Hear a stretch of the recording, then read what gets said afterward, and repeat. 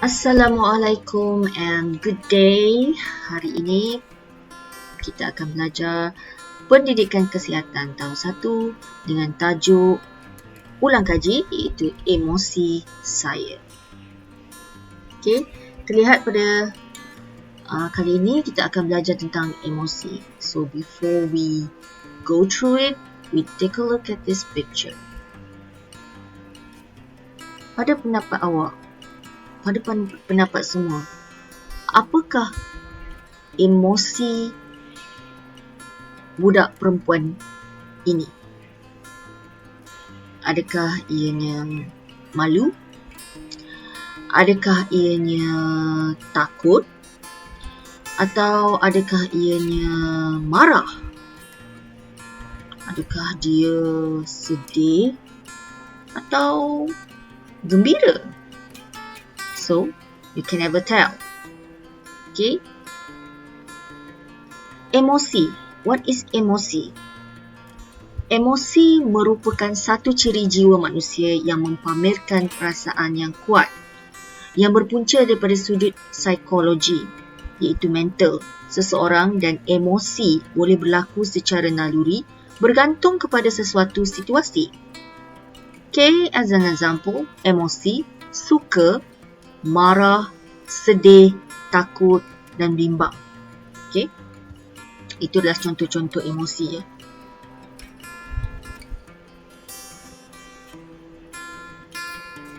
Okey. Dan kita ada jenis-jenis emosi. Kita ada emosi yang pertama iaitu emosi positif. Boleh diklasifikasikan sebagai perasaan yang positif. Okey, menurut Fredrickson 2009, terdapat 10 emosi positif yang sering kali dirasai oleh manusia, iaitu joy, gembira, gratitude, syukur, serenity, tenang, interest, minat, hope, harapan, pride, bangga, amusement, keseronokan, inspiration, inspirasi, awe, teruja, and love, cinta. Okay, itu adalah emosi positif. Jenis emosi yang kedua, ini adalah satu emosi yang kontra daripada emosi tadi, itu emosi negatif. Okay, ia adalah perasaan yang menyebabkan diri untuk berasa sedih dan duka cita. Okay, so this emotion makes you feel like you hate yourself and other people, dan menghapuskan keyakinan diri sendiri. Okay? For example, this emosi is like kebencian, marah, cemburu dan kecewa. But emosi ini sebenarnya adalah normal untuk dirasai jika dalam konteks yang betul. Okay? Dan jikanya ia dapat dikawal. Okay? So we take a look at this picture. Okay, ada dua gambar di sini.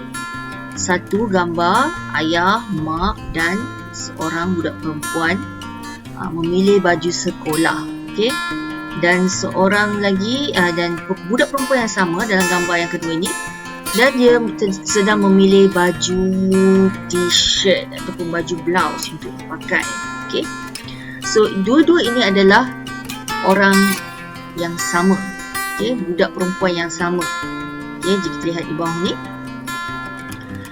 Okey. Ini adalah cerita tentang keputusan Normala. Okay. How is she going to make a decision based on the situation, iaitu sekolah akan dibuka tidak lama lagi. Tugasan dia adalah untuk membeli belah. Okay. So, apabila kita hendak membeli belah, kita ada dua, iaitu satu keperluan, satu kehendak. Contohnya kalau kita nak sekolah nak buka, kita akan pergi membeli barang-barang keperluan sekolah. Okey. Jadi gambar yang mana yang sesuai untuk Nimala beli? Baju sekolah ke ataupun baju blouse tadi? Okey. So ini yang kita perlu tahu. kita perlu tahu bagaimana untuk kita jaga emosi kita, untuk kita dapat berfikir betul-betul what is need and what is kehendak. Okay, what do we want? Okay, so kita tengok keperluan adalah sesuatu yang diperlukan, manakala kehendak adalah sesuatu yang ingin dimiliki. Okay, which is not very quite important. Okay, the important one is keperluan. Maknanya kita perlu benda tu. Kalau kita tak ada benda tu, kita tak boleh teruskan hidup. Okay, tapi kehendak, walaupun kita tak ada benda tu, kita still boleh going on with our life. Okay, itulah. Dan kita lihat pula pada situasi ini. If you can see, ada budak lelaki ni ataupun budak perempuan, tak tahu, tapi budak lelaki kot. Okay, contohnya pergi ke kedai, pergi ke shopping mall. Okay, ayah, saya hendak beli permainan ini. Lepas tu ayah dia cakap, ayah perlu membeli barang keperluan rumah. So, dia pun cry. Okay, apakah emosi budak itu? Jadi emosi di sini dia macam dia tak puas hati, dia marah kan. Kita tengok gambar dia di sini. Adakah ini cara kita untuk kawal emosi kita? Adakah ini akan membuatkan kita membeli barang yang sepatutnya? Okay? Alright, this is another situation. Situation A dan situasi B. Okay? Yang situasi A ini, Ridwan nak juga alat permainan itu. Ayah dia kata, sabar nak. Okay, that's situasi A. Situasi B, bolehkah ayah membeli alat permainan untuk hari lahir Rizwan? Dan ayah dia cakap, kalau ada duit lebih, ayah akan belikan. Dan he say, terima kasih ayah. Ini adalah cara-cara Rizwan. Situasi A ni, Rizwan marah. Okay, situasi B, Rizwan dengan tenang. Okay, so ini cara dua-dua situasi ini berbeza dengan cara dia mengawal emosi itu. Okay, so kenapa kita perlu meluahkan dan mengurus emosi dengan baik? Kenapa? Okay, kita lihat pula kepentingan emosi. Okay, kita perlu menjaga emosi, mengurus emosi dengan baik kerana untuk kelangsungan hidup. Okay, survival. Emosi ni memberikan isyarat apabila keperluan sebagai manusia biasa tidak dipenuhi. So, bila keperluan kita tidak dipenuhi, hidup kita ni tidak cukup. Okay, so that's why emosi ni dapat beri isyarat kepada itu. Okay, apabila keperluan kita ni tidak cukup, then we certainly know that our life is meaningless. Okay,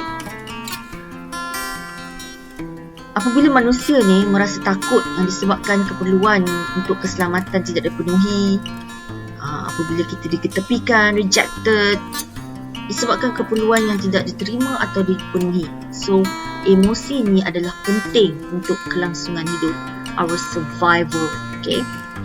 Nombor 2, ia adalah penting untuk kita membuat keputusan macam tadi itu. Adakah ianya keperluan ataupun kehendak? We need to decide. Okay. Jadi ianya berharga, dapat bantu kita buat keputusan yang bijak. Okay. Yang ketiga, ia juga dapat membuat jangkaan atau meramal tingkah laku, sama ada sendiri ataupun tingkah laku orang lain. Okay. Through our body movement, pergerakan tubuh seseorang itu, kita dapat lihat reaksi dia, macam mana dia tunjuk emosi. Okay. Contohnya emosi bila kita suka pada orang, lain. Okey, ini akan diterjemahkan melalui senyuman dan ketawa. Tapi apabila kita sedih, kita rasa tak ada orang nak cakap dengan kita rasa sedih, emosi tu akan diluahkan melalui wajah kita yang sugu, yang sedih, sad, kan? Okey? Melalui reaksi tersebut, kita dapat buat jangkaan bahawa seseorang individu itu sedang berada dalam kegembiraan or not. Okey? Yang keempat, ianya dapat menentukan batasan. Okey? Emosi ni dia beri isyarat pada diri kita bila tidak selesa dengan perlakuan seseorang. Okay? Jika kita percaya dengan emosi dan yakin kita dapat menyatakan perasaan akan apa yang kita nak maklumkan ni berdasarkan apa yang kita rasa. Kita rasa benda ni tidak berasas ataupun tidak selesa. So, tindakan ini membantu kita menetapkan batasan kita untuk menjaga kita punya kesejahteraan, kesihatan fizikal dan mental. Okay? Next. Okay, ini adalah kepentingan menjaga emosi ini. Yang kelima adalah untuk komunikasi. Okay? Komunikasi ini dia dapat membantu kita mengekspres kita punya wajah. Daripada ekspresi wajah kita itu, kita dapat menyampaikan maklumat tentang apa yang kita rasa pada waktu itu. Misalnya, seseorang individu itu berada dalam keadaan sedih, tersinggung. He needs our help and all that stuff. Okay? Jika kita berupaya membaca gerak tubuh atau isyaratnya, well, we can help and show our empathy. Okay? Through emotion juga kita dapat membantu dalam komunikasi, even without voices. Okay? Yang seterusnya, kepentingan kita menjaga emosi adalah untuk kegembiraan. Okay? Why? Membantu mengetahui bagi manusia bahawa mereka ni gembira apabila merasa gembira. Bila rasa gembira, kita rasa puas hati, selesa, nikmat perasaan yang datang apabila keperluan emosi itu dipenuhi. Okay? So, emosi ni menjadi perkara penting dalam kita nak taksir perasaan gembira dan suka. Okay? Dan yang last sekali, kepentingannya adalah untuk penyatuan. Okay? Emosi ni mungkin punca potensi utama menyatukan umat manusia pelbagai agama. Like we are Malaysian, living in harmony right now. Okay, bangsa, budaya, and also politik. Okay, emosi adalah bersifat menyeluruh. It's the universal. Okay, yang mana merangkumi empathy, belas kasihan, kerjasama dan kemaafan. Emosi juga boleh memecah belahkan umat. So, sebab itulah kita kena kawal perasaan benci dan marah kita selalu. Okay? Sebab melalui perasaan benci dan marah ini, ia akan menimbulkan banyak masalah dan dalam perhubungan. Okay? Contohnya, perceraian suami isteri. Okay? Dan perbalahan antara kawan. So, we don't need this. Okay? We need the world to be in peace and harmony. Okay, so that's why it is important for us to take care of our emotion. Okay, so itu sahaja ulang kaji pada hari ini untuk pendidikan kesihatan. So kita dah selesai, and selamat menjaga emosi. Thank you.